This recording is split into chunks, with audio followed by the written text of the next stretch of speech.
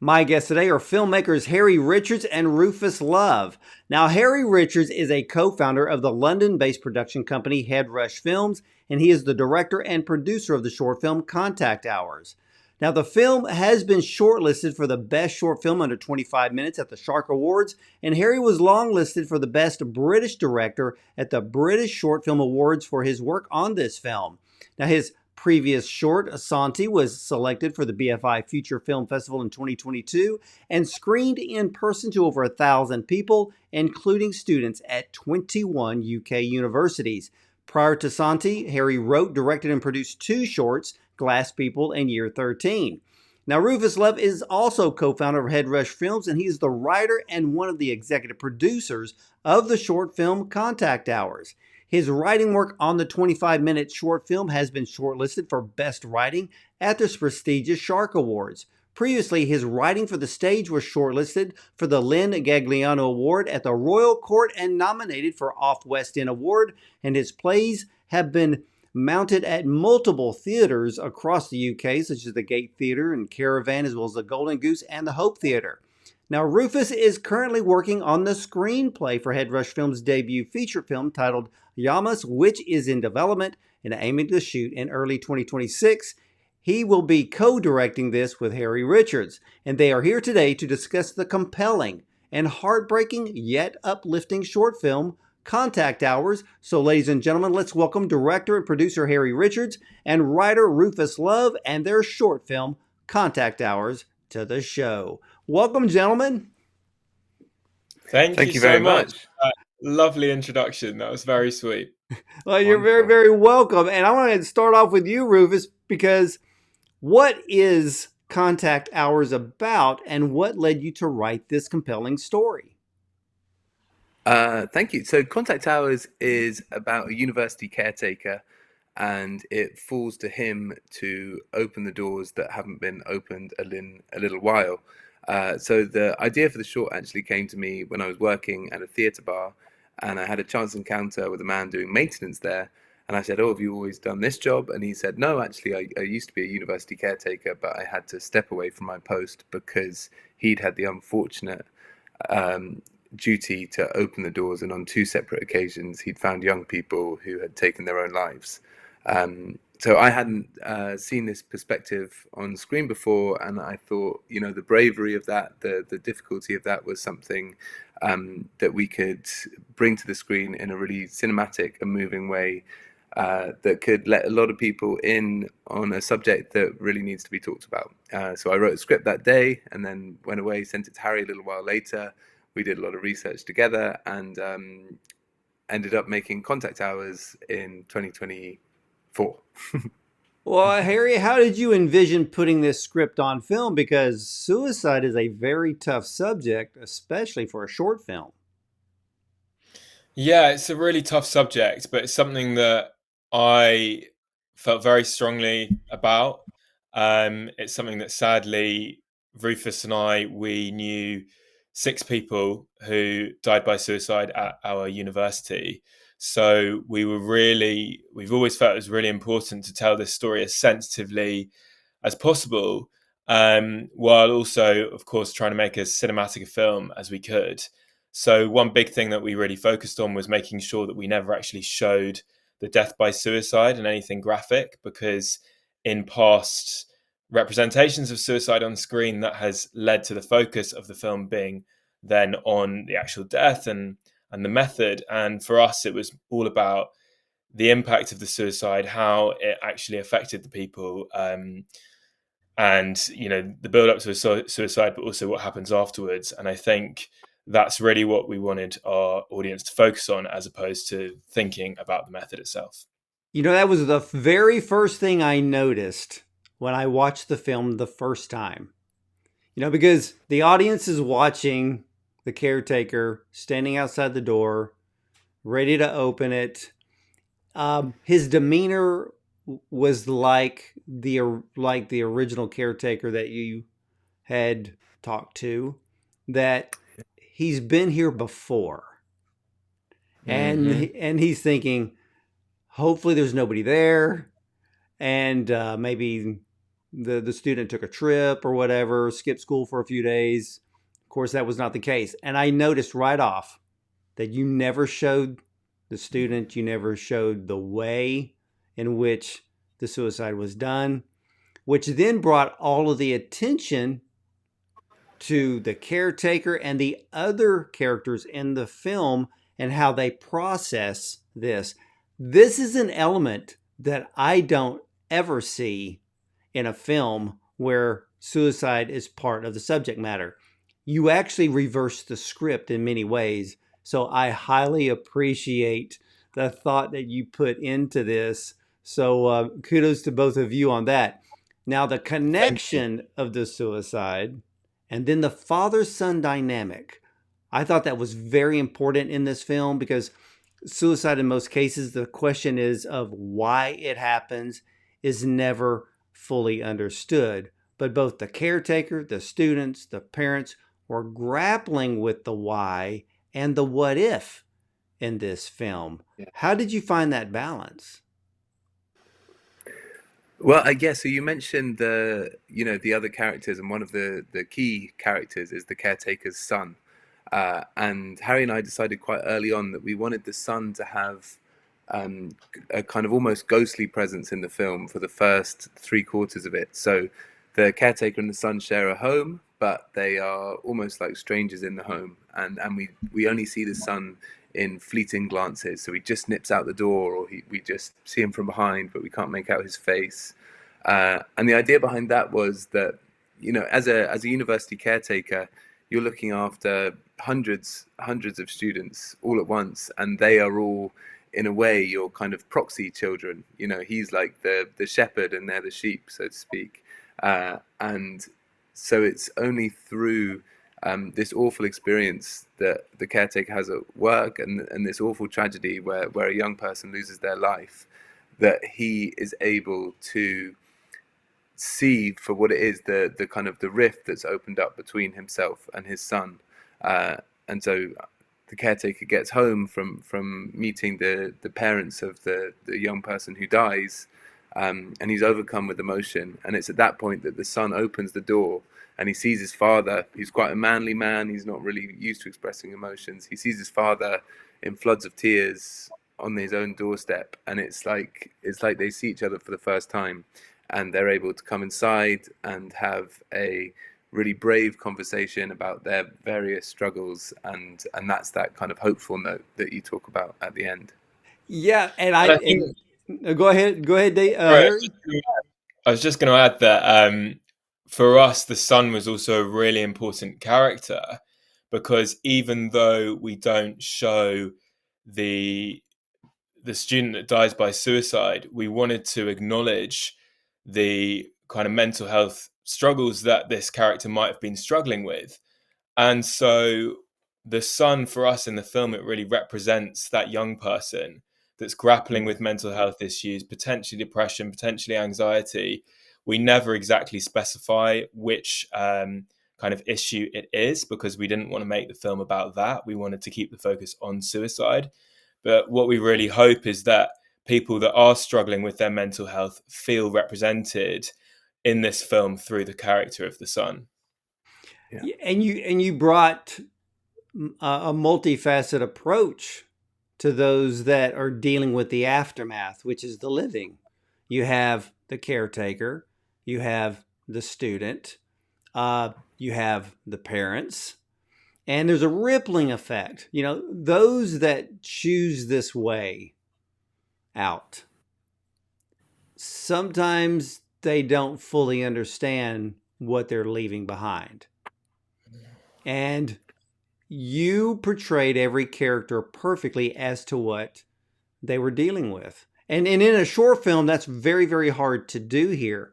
But that scene when the father is at his own doorstep and he's outside and he's overcome with emotion, that was my absolute favorite scene because that was that moment in which his son realizes, and like you said, sees his father for the first time in a while. Mm. And when a child sees their father crying, the emotion that the child feels is very, very different.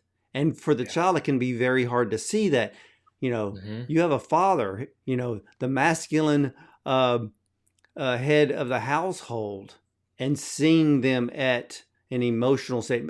And I don't want to say a weakened state because that's not what he was going through, but it created the bond. It was the tears that Hmm. created the bond, or a renewed bond between father and son. And I thought that was the most beautiful part of the film.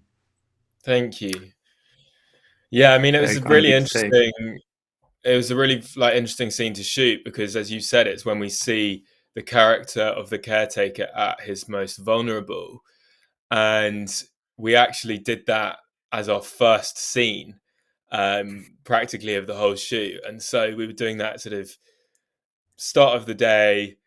Kris Hitchen, our amazing actor that played the caretaker, came straight in, and we had to get him to basically do that scene about 5 or 6 times in front of a crew that he didn't really know that well at that stage.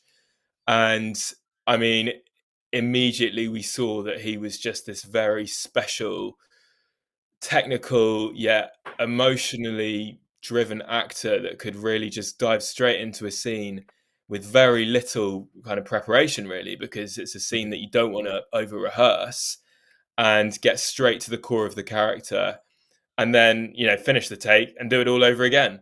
So Yeah. it was a very a very unique moment, and I think everyone on set was quite taken aback by his performance.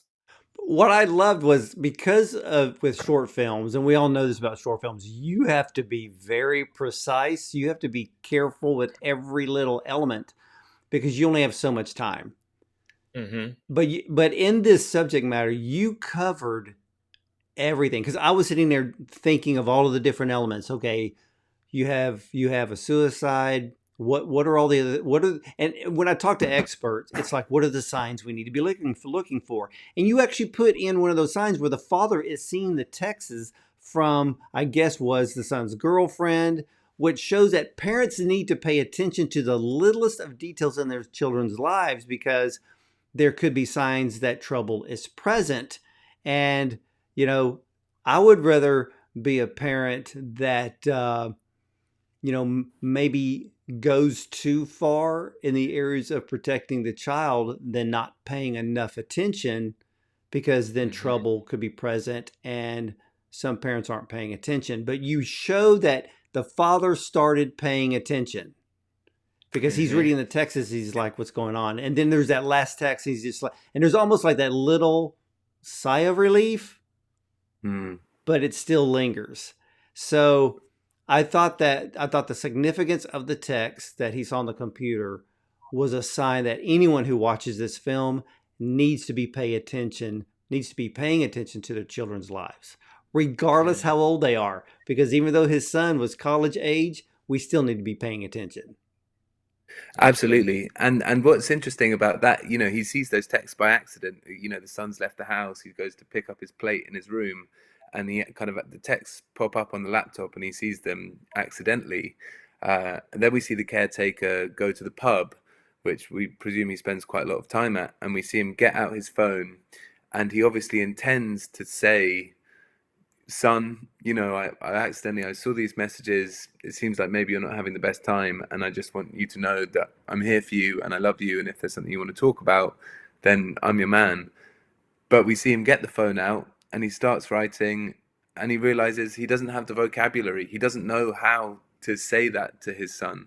And in the end, he says something crap like, don't be home late or something. And that's how, and then you can imagine the son receiving that text and thinking, oh, my dad doesn't get me. He doesn't understand me, even though we've seen the turmoil and the desire to understand him on the father's end.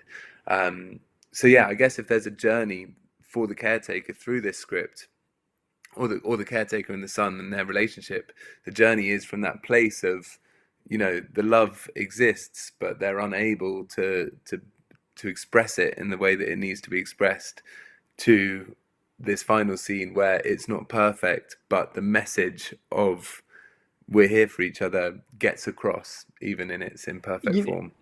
I read that scene differently Oh yeah. Okay. because it can go either way. He could have sent the first text, and the son could have come back and go, "What are you doing? Reading, my personal Yeah, messages on my that's true. computer." Hmm. He could have been angry.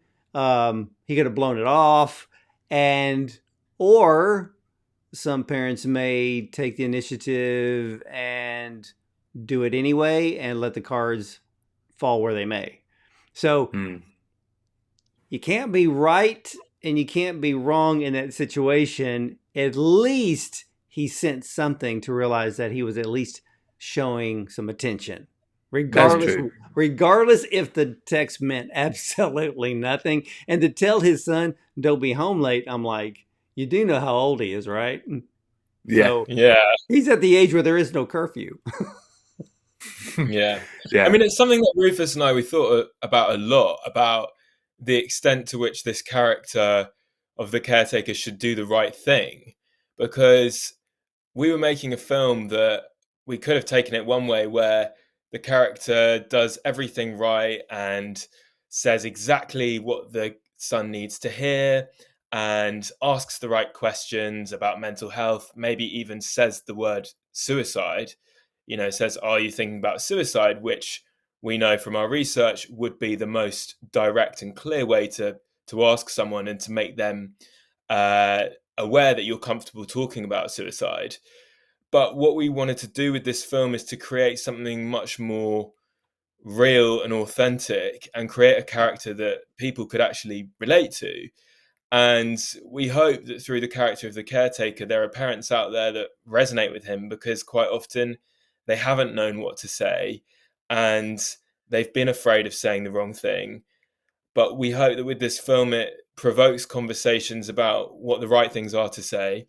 And we hope we're able to promote the incredible work of charities that do tell us kind of how to have those conversations. And we've seen that already kind of through some of the screenings we've done of the film, that people are starting to kind of engage more with how to have safe conversations about suicide. And here's what I loved about that element. You showed two ways. One, the text. Second, the face to face, heartfelt, caring, loving conversation. There's two ways to do this. There's a right way and a wrong way. And the right way is face to face. Because Mm-hmm. the thing about a text, even an email, if you send it, nobody knows the emotion behind it. Yeah. We don't know the tone of voice behind it. You could look at a text and think that they're yelling at you versus, they could be talking calmly, but it depends on the person how they're going to receive it and read it. But you can't deny face to face. So what I looked at when I saw those two elements in this film, I'm thinking, okay, this is really giving people out there, it could be parents, it could be friends that know someone is going through something, can't put their finger on it. And it shows two ways, and the best way is to confront face to face, because at least the other person will see and even feel that the other person truly cares. For sure. Yeah. And we also see the moment where the caretaker learns that lesson himself. Because, we were interested in this film in, obviously there are roles that society recognizes. He is the father, his son is his son. Uh, but obviously, in different times in our lives, in our friendships, in our work relationships, we can all take on those parental roles, those maternal roles, those paternal roles. Um, and one of the moments where the caretaker is really struggling, which we express through that scene where he's trapped in the corridor and he's in this traumatic cycle and he's really kind of floundering. It's a student who's probably 18 years old who sees that he's struggling and says, "Take a breath, come outside with me, let's talk about it."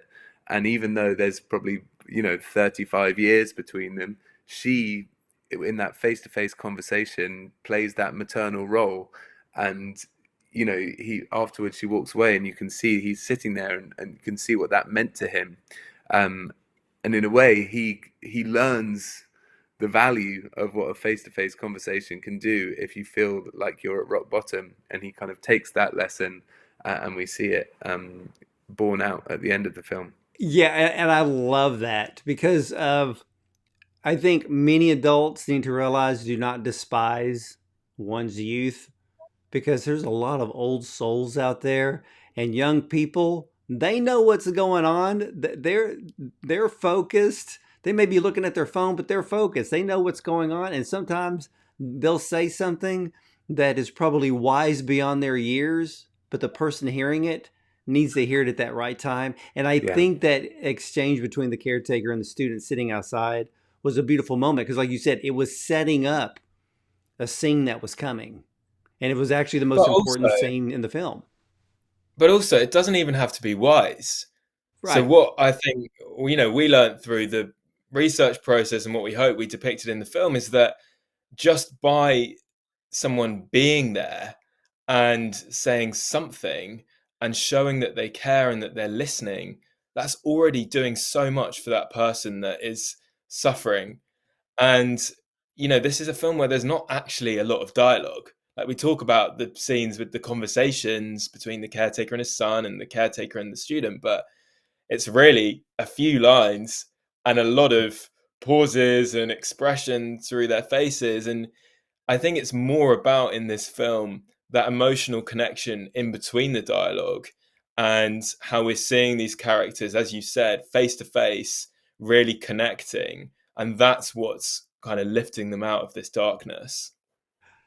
That's what made the ending scene so important because I love short films with very minimal dialogue because the film comes across as speaking, with a higher volume when less is said.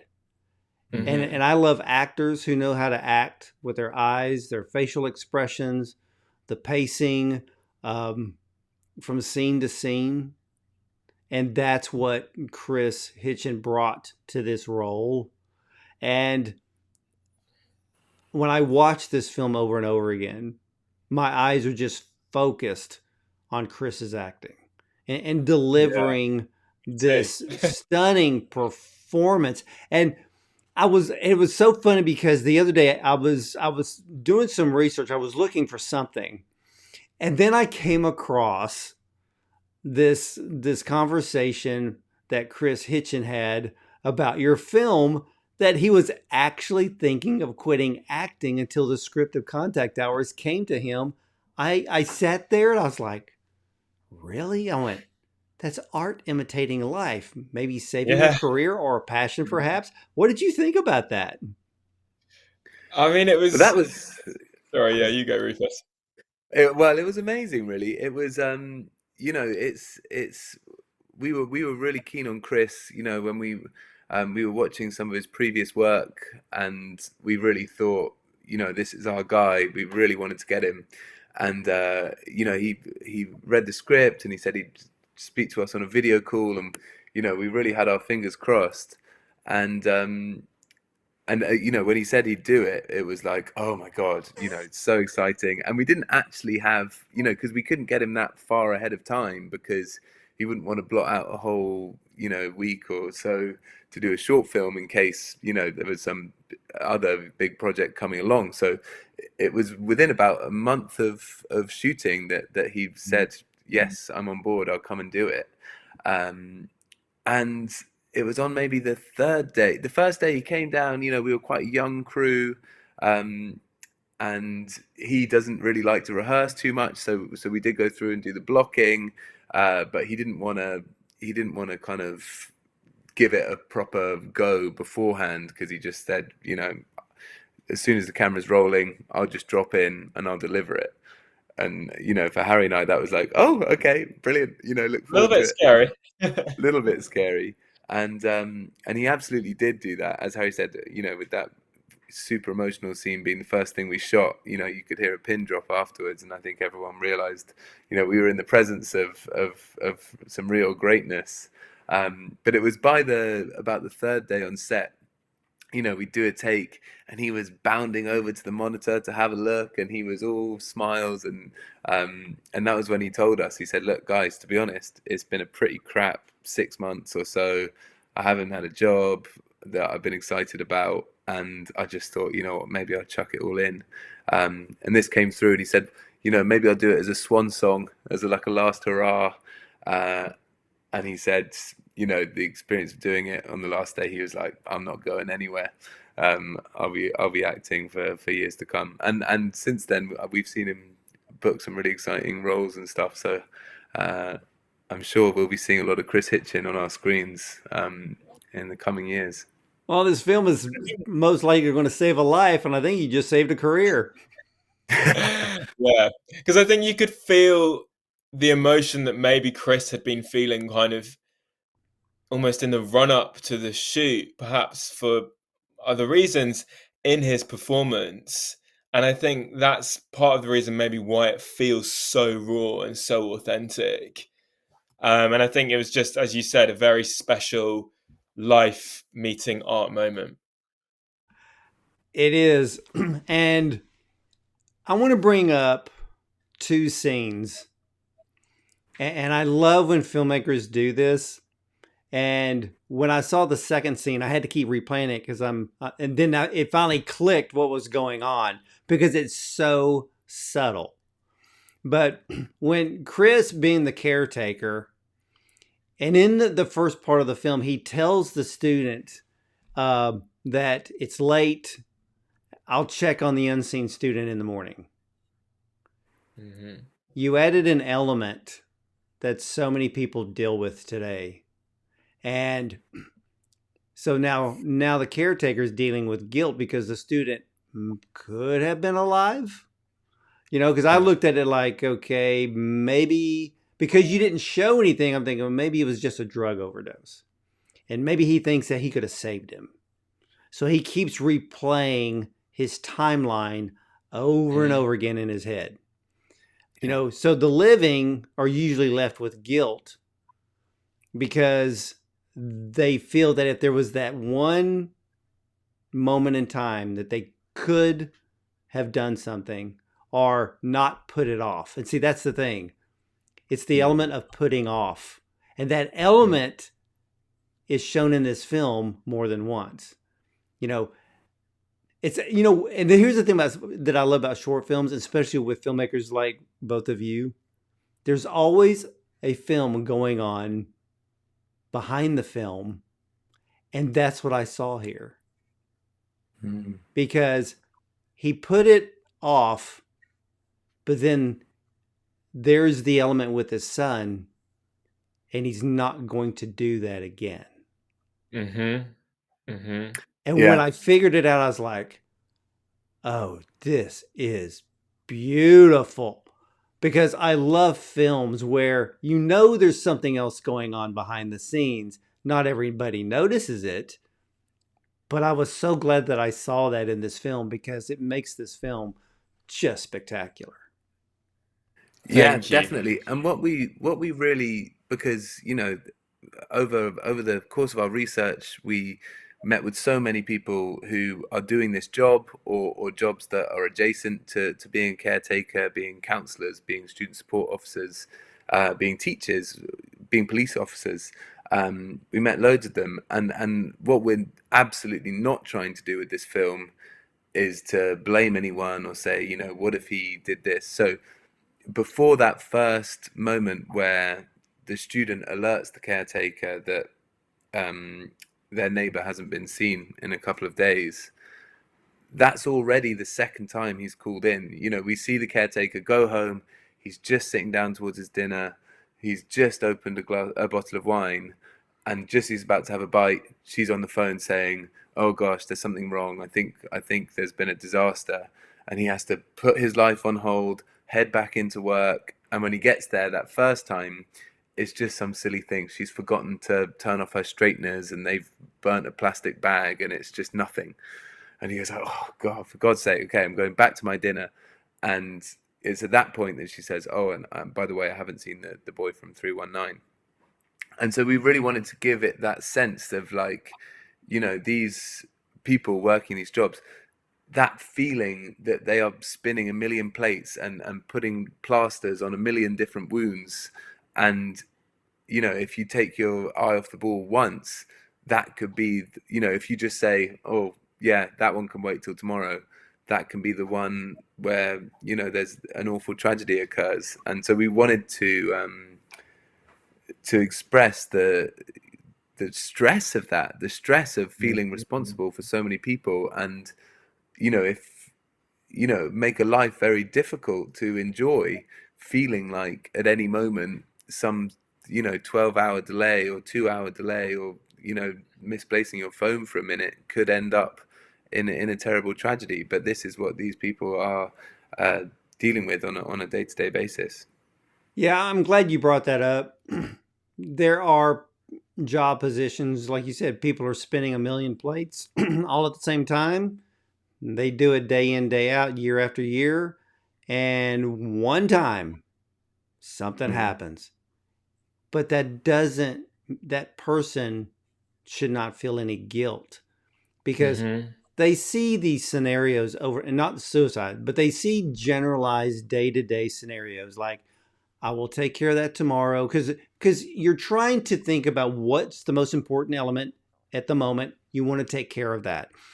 Is there something that can wait a half an hour? Is there something that can wait later in the day? Can it be put off till tomorrow? And that's really all he was really doing.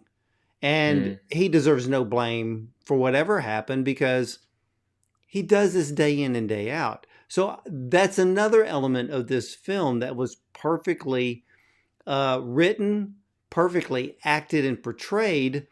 And even with the caretaker, you bring in, and I don't say it's a focal point, but he may have a bit of a drinking problem. I mean, life isn't exactly exciting.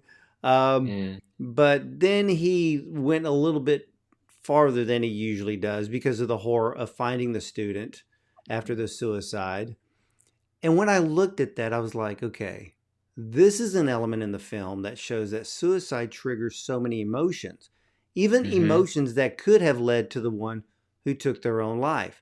So it's almost like a mirroring effect a bit, but it really leaves the audience to, like I've always said, add their own scenes into a film as they're watching it. And that's what I love about short films. And that's what happened here. At least that's how I perceived it. Yeah, I mean, I think... Oh, sorry, Rufus.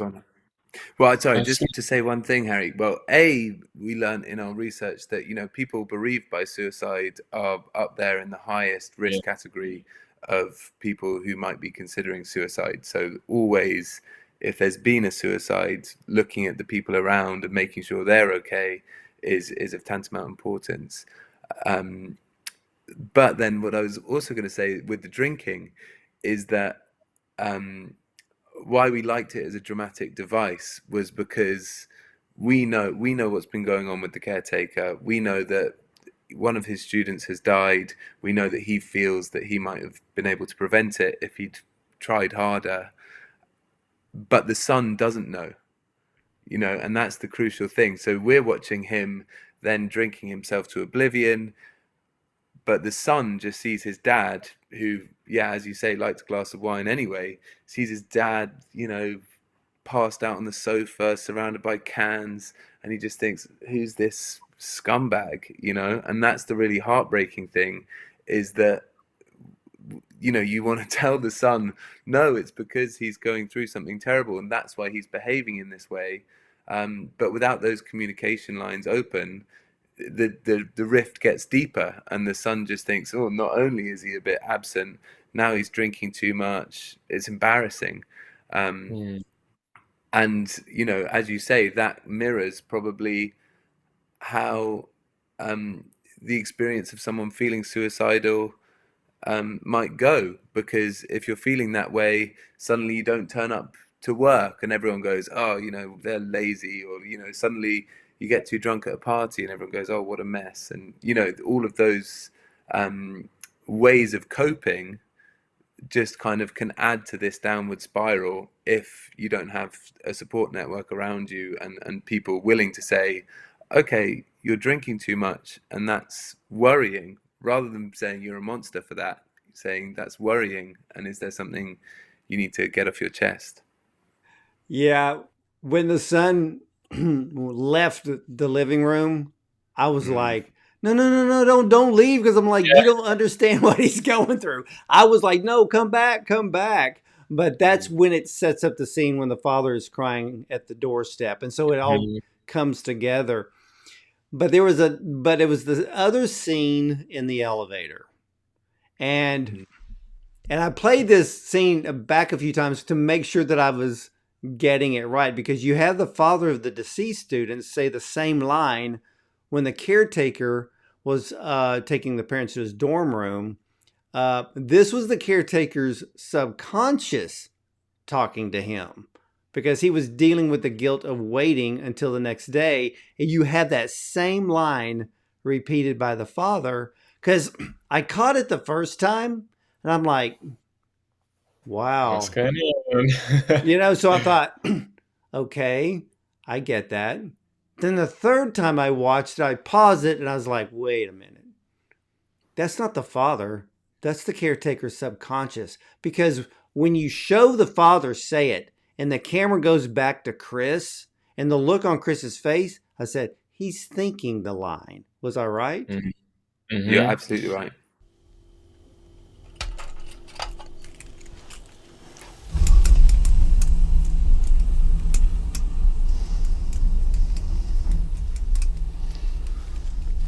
If you need a hand moving any of his stuff, it's late. I'll check on him tomorrow. Thank you.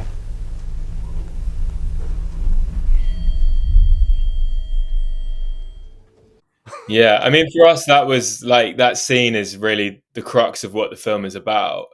It's about this feeling that of guilt that just never disappears, and in that lift that is so small, so claustrophobic, that we see the caretaker in so many times, it's kind of representing that feeling of being trapped in this guilt that you just can't get out of. And technically that scene was incredibly challenging because we wanted to convey that it was in his head, but we still needed the actor playing the father. We needed to see him actually voice the words on screen. So I think we probably did about 8 or 9 takes of that to make sure that Chris's head movement was the perfect rhythm, and that it worked in sync with the actors. And a lot of the film we actually shot before we got on set with the camera. So we did a lot of it shooting on an iPhone, and then I edited it all together to make sure that the film actually made sense and worked. And I would say that was the one scene that Mm. still didn't work by the time we got to the set. And we were kind of thinking, me and Rufus were sort of looking at each other thinking, does this scene actually make sense? Does it work? But I think what we found on the day is that when we got into the rhythm of shooting and with the actors and with their performances, suddenly it kind of all made sense. And it felt like a very true representation of the words that had been on the page originally. It did. But here's the thing that caught my ear. And I think that's why this scene really works. If you watch the scene really close and you're listening to the father. Now, I was watching this film with a set of headphones on, some studio headphones, because I was wanting to focus on the dialogue that when it came up. But when that line in the elevator came up, I went, "What did he say?" Because the moment I heard it the first time, I was like, "That's the same line as the line earlier in the film," which made me happy because I love stuff like that. Yeah, And but me too. it was the timing, because when he says it, there's this I don't know how you would explain it. The moment he says the line, there's almost like this drop. I don't know if it's the volume. Hmm. It's just enough. And then you see Kris. And of course, Hmm. the elevator is evident of himself being feeling closed in. So that's just brilliant filmmaking. And I can see why it was difficult, because it's like comedic timing. If it It worked, is. you nailed it. But now you're doing timing for drama, but it was like he said it. I felt this drop in volume, and then it comes to Kris, and I was like, oh my gosh, it's his subconscious talking to him.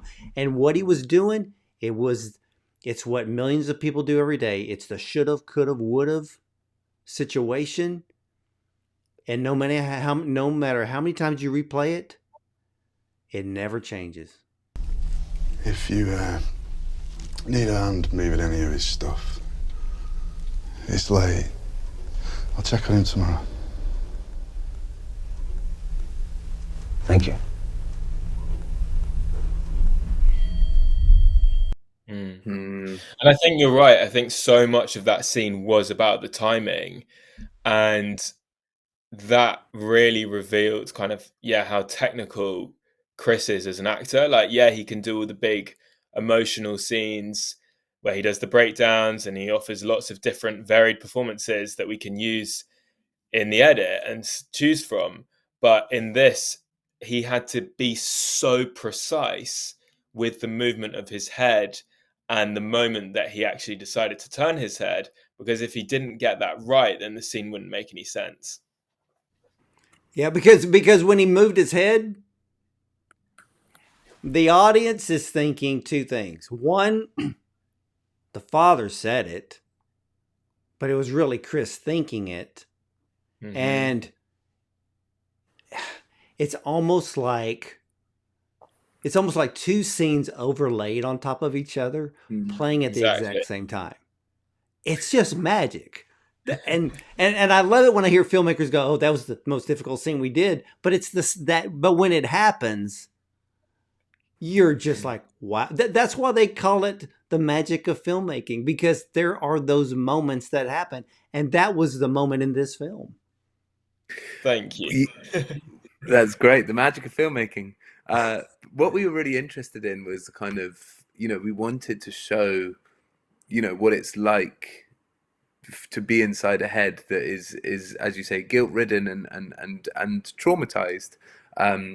And we took a lot of inspiration from the film The Father with Anthony Hopkins by Florian Zeller, because they don't just say, and that's about an older man who's starting to decline with dementia. But rather than seeing him from the outside and watching him walk into a different room or speak to a plant, you see it from the inside. So when he walks into a different room, you, the viewer, are also in that other room, and it doesn't make any sense. And that's the kind of same structure that, or sequencing that we took into this film. So when it's not like we see from the outside a man who is suffering from guilt and from trauma, we see it from the inside. And so when he goes through out of the sitting room and suddenly he's back in the corridor, we're there with him, and it's confusing for all of us.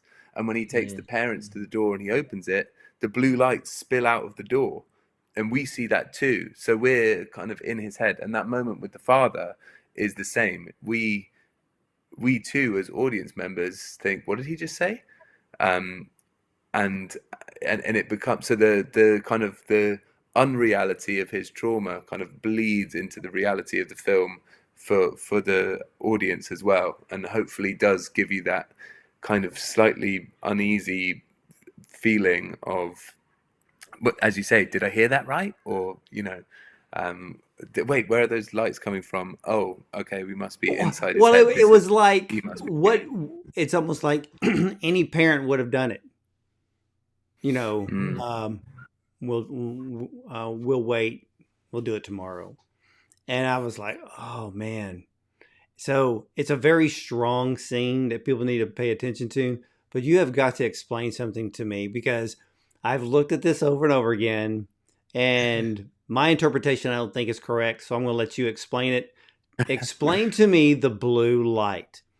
The only thing I could relate it to is that blue is the color of depression, and wondered if the student was dealing with that, but then maybe a little bit of that was what the caretaker was dealing with as well. Yeah, so the blue light was an interesting one because for us it had kind of two main purposes. So when we were in development, when we were speaking to some people that had been bereaved by suicide, they felt that it was important for us to depict the reality of what happens after a suicide in terms of the actual events. So when someone dies by suicide, you have you have the paramedics come, you have the ambulances, you have those very practical things happen. And we wanted to kind of acknowledge that in the film while also maintaining our kind of the film's essence and its style. And something that we felt was very important was that we were making quite an impressionistic film. We were not making a police procedural drama where we show every intricacy and everything makes complete sense. We wanted to make something that allowed for more surreal moments and allowed room for the audience to bring their own experiences to it and to question things and to maybe not understand things and to have different interpretations of what something means. And so with the blue lights, we felt that that was an interesting way of kind of on the one hand, suggesting that there might have been a police or an ambulance presence there, but also in perhaps one of the the most difficult moment of the film, right after the discovery of the suicide. We didn't think there was any visual that could really express what that might feel like. So we needed something very impressionistic, something that didn't give any detail as such, something quite simple, using light, using the darkness, but also allowing the sound and the music to really kind of take precedence in that scene. And so we hope that's what the blue light kind of gives people. It gives people the space to really think about and feel what's just happened. And then when the caretaker sees it again further down the line, that is a signal that he's going back to that moment where he discovered the suicide, and he's really again kind of struggling to move past it. I was wondering about it because when I saw it the second time, I'm thinking, okay, he's replaying it, and it may be a British thing because maybe all of your maybe law enforcement and ambulance over there, do they just use blue light as an emergency? Because here in America we use both red and blue. Most of the ambulances are red, police cars are both. So when I saw the blue light, it had the tone, the color of first responder. And but what I liked the first time you did it was that you projected the scene from the inside of the room outward, but you created the dark shadow, and it's almost like this, it's a circle.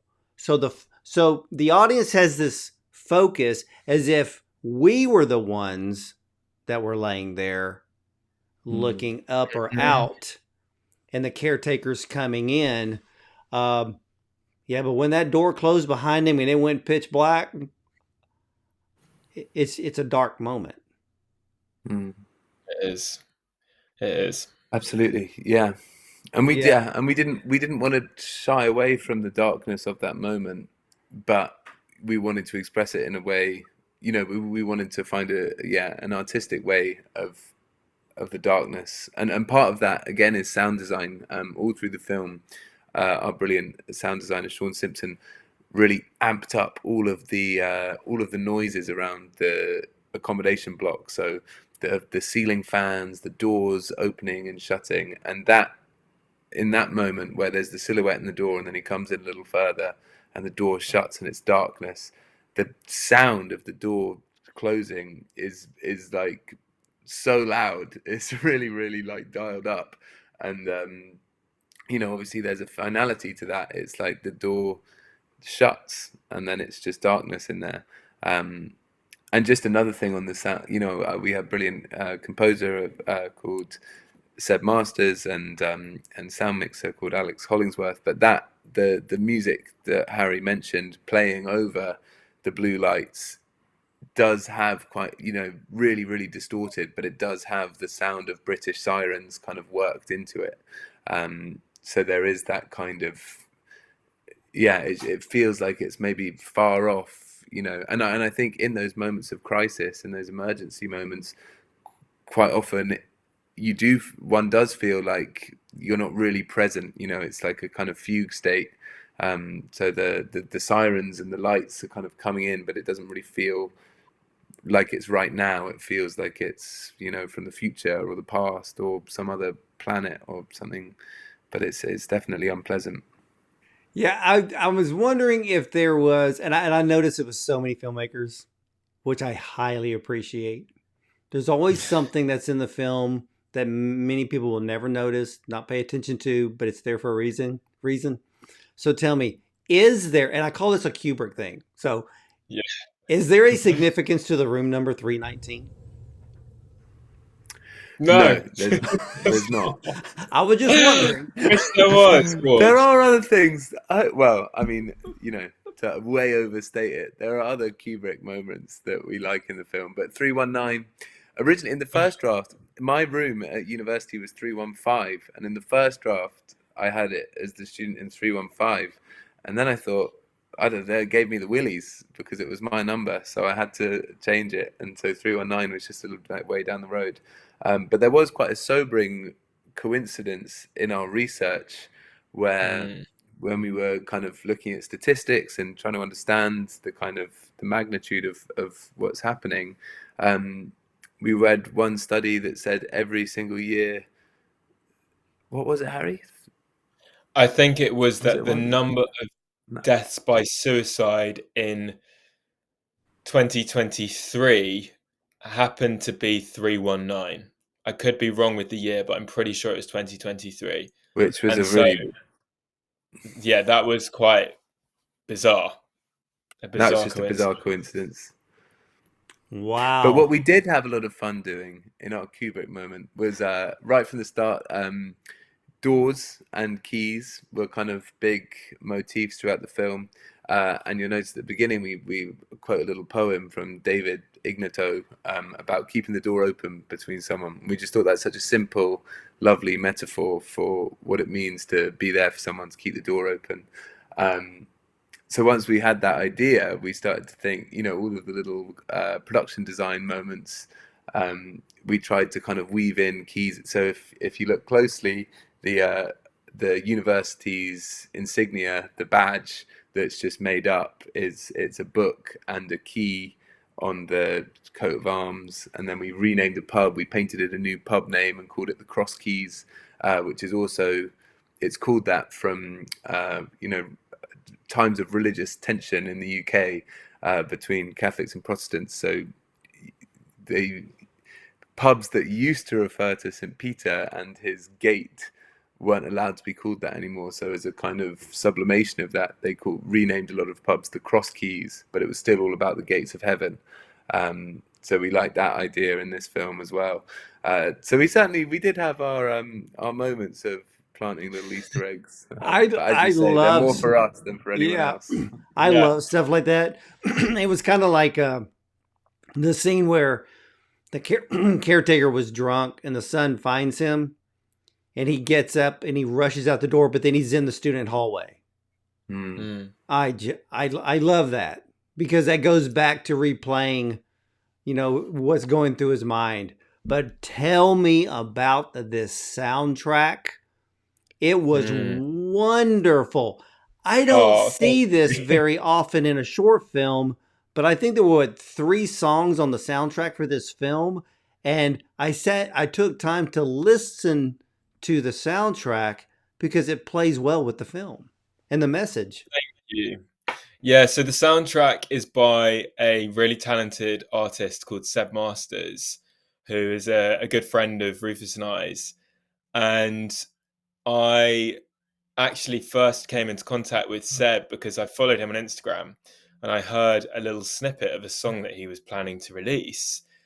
And as soon as I heard it, I was like, that really feels like it has the essence of Contact Hours, of this film that we're trying to make.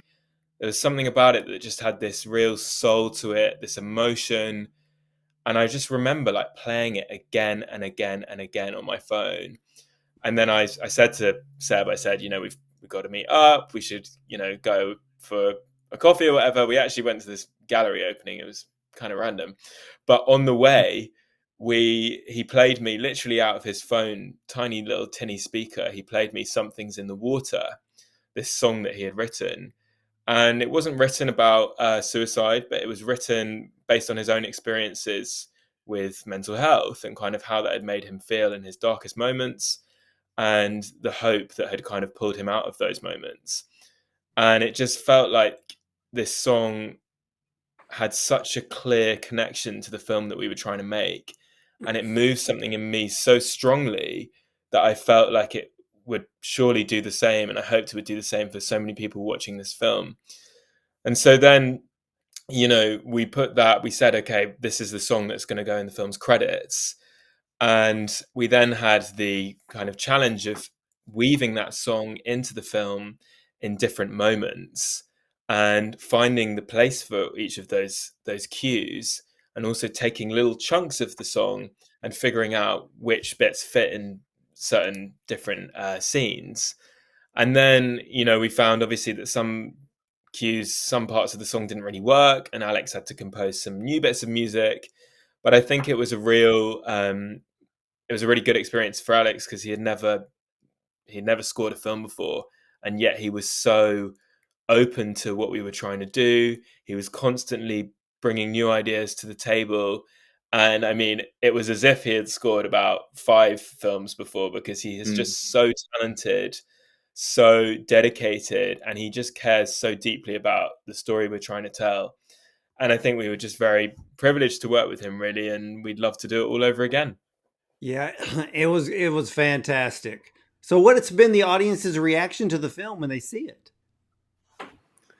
It's been very positive, thank you. Yeah, it's been great. We did a launch screening in London to friends and family, but really there was lots of friends and family there, so that was great. At a brilliant independent cinema called Genesis in Whitechapel. So that was like a really lovely first screening. It was quite nerve-wracking. There were nearly 600 people in the room, and we had a Q&A afterwards, but it went off without a hitch, and there was some really the vibe afterwards, which is what we've always wanted, was really joyous, actually.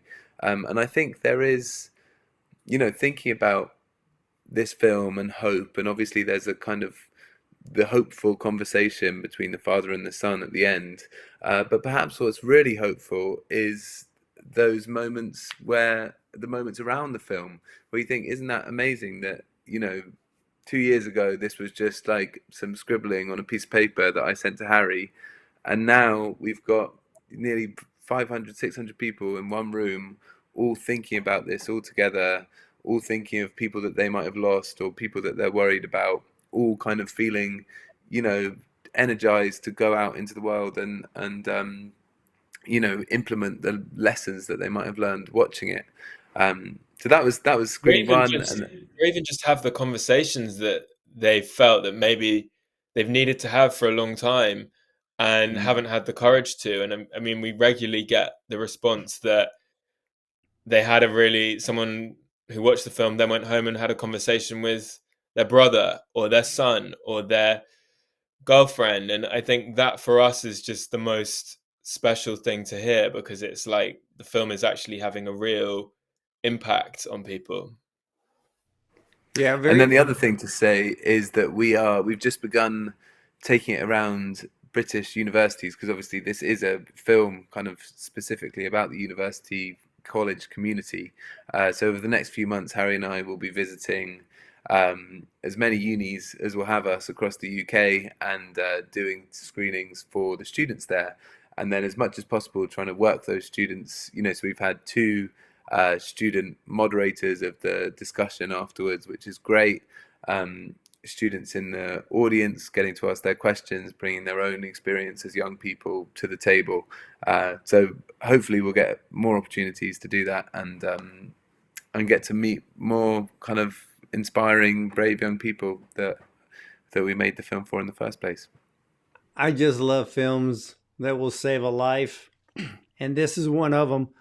And Ladies and gentlemen, the short film Contact Hours is about a university's caretaker's routine that is disturbed when he unlocks the door of a student's room who hasn't been seen for days.